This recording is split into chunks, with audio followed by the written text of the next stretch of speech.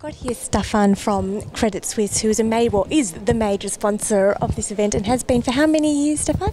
This is the third year running that we're doing this event with Bonio Park, so it's quite exciting.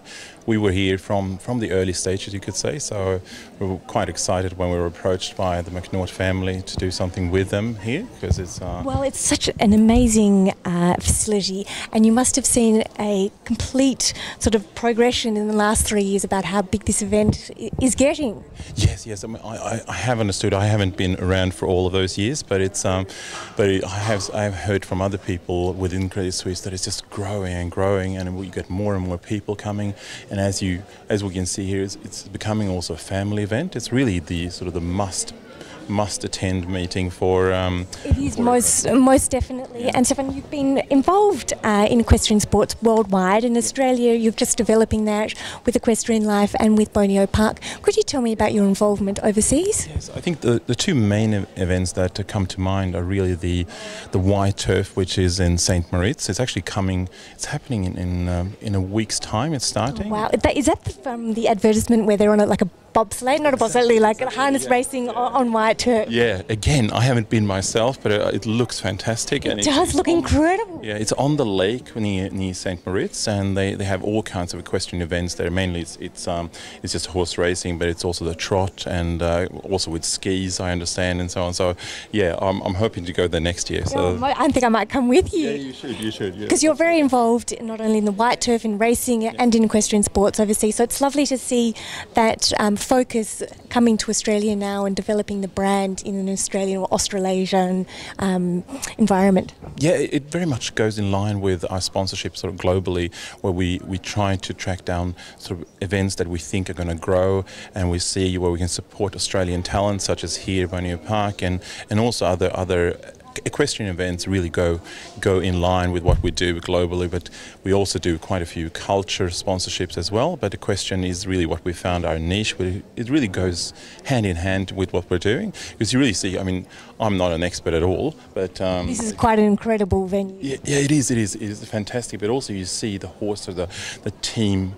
Sort of the way the rider works together with the horse. I just find it fantastic and fascinating. It's such a partnership, and it's not only your mental state, you've got to get in connection with your horse and your horse's soundness. So there's so many elements and variables in it. It's such an incredible thing to be able to get here and able to ride at that high level. And Stefan, may I ask a little bit more about Credit Suisse, because many of our viewers might not actually know about the private bank and what your specialty is in the Credit Suisse private bank. Yeah, that's right. So private banking is really at the core of what we do at Credit Suisse. There is also investment banking, but we've done private banking now for, I think it is 157 years. So seriously? Oh my goodness! Is that one of the longest standing private banks? Yes, it would be. There are a couple of sort of smaller players also but certainly, yeah, we are one of the incredible. Serving ones. Sorry, I didn't even think that private banks existed that long ago, in the dark ages. Well, especially in Switzerland, they have for a very long time. So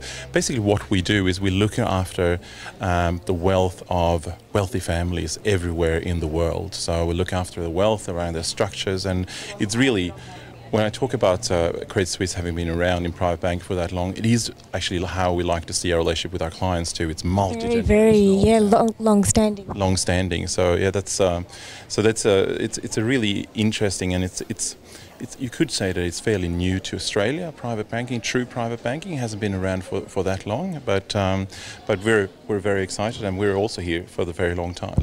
Do you find, just touching back on your multi-generations, do you find that you have the parents and then the children really come to you for the advice, and that is a occurrence in the banking world? Yeah, absolutely. I think it is, well, certainly for us at Credit Suisse, we do, as I said, multi-generation. We do involve every generation of the family. So sometimes we'll have kids as young as, in their early teens at least. They may not be that interested at that stage, but it is really important, because when you have considerable wealth, it really becomes something that you want to share and protect for future generations, and it becomes almost more difficult once you've accumulated sort of a certain amount of wealth. Most definitely, and it's very, very important, especially when you're young, to get that understanding about actually how to manage it. It can be very stressful, and it can cause many divides in families, and it's important that you have a sort of an impartial person or organisation really helping you through all those problems. Yes, absolutely, Sandy. That's really From what wills to to everything. Estate planning, as you say, to just having the right structures for your wealth. And as you say, well, once a family has established wealth, it becomes sort of broader and broader. Generations come broader and broader. You really need to have a discussion around that with the family. So what's going to happen once this generation goes? Most definitely, and that's been the interesting thing with my parents, is that they've always sat us down. They've included us in all the conversations, and even the awful thing about what happens when they go on a plane and they both drop dead in the sky, and what processes and things are sort of in check for us, so we don't have to make decisions very, very quickly.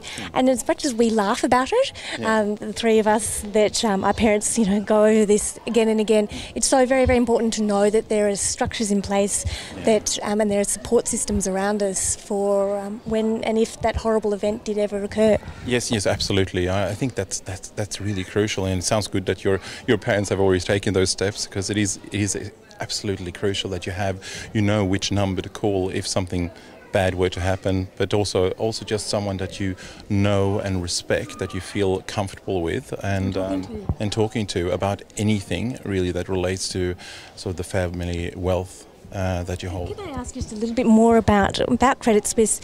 Do you offer in the private banking world for your clients, is it Credit Suisse products, or is it sort of general financial products for investments, or a mixture of both? I think when you're talking about private sort of Credit Suisse products and such, we're really trying to look for the best of breeds out there. If Credit Suisse offers the best in any investment or whatever advice it is you're looking for, yes, we may look to that, but it's really about offering what is best for our clients. And in some cases that may be Credit Suisse, in other cases we may source that elsewhere. And also when we're talking about sort of the broad management of wealth, I think it is important to look at also the tax. We work very, very closely with tax accountants and any other advisors, solicitors and so on when we're talking about estate planning. So it's really about sourcing what is best for our clients. So not necessarily looking for what Credit Suisse offers in that area. So I think that's is a very good question, because I think it's a question we often get also from clients. So. And Stefan,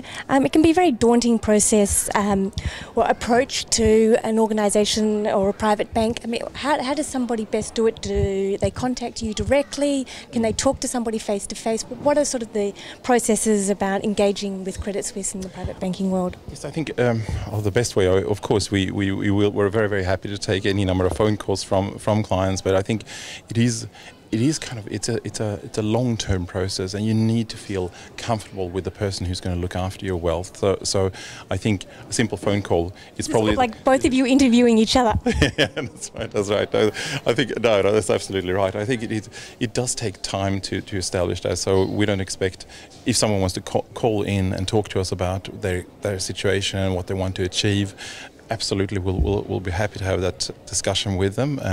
Usually the way we sort of approach clients, or the way we meet with new clients is really through not calling them out of the phone book, but it's really through relationships that we've already established. So but anyway, but if anyone wants to call us, feel free to take to call us in the Melbourne office or the Sydney office. But other than that, I think Well, Stefan, thank you very much for taking the time to speak to us. You've been an incredible supporter to this event and to Equestrian Life, and thank you very, very, very much for all that you're doing in the equestrian world in Australia, and we look forward to the partnership continuing. Yeah, thank you very much. Yeah, we certainly also look forward to continuing to support Equestrian Australia, Australian equestrian sports in the long term. Absolutely. It's getting very exciting. Yeah, it is. Well, we do have the Olympics coming up. I know, bring it on. Yeah.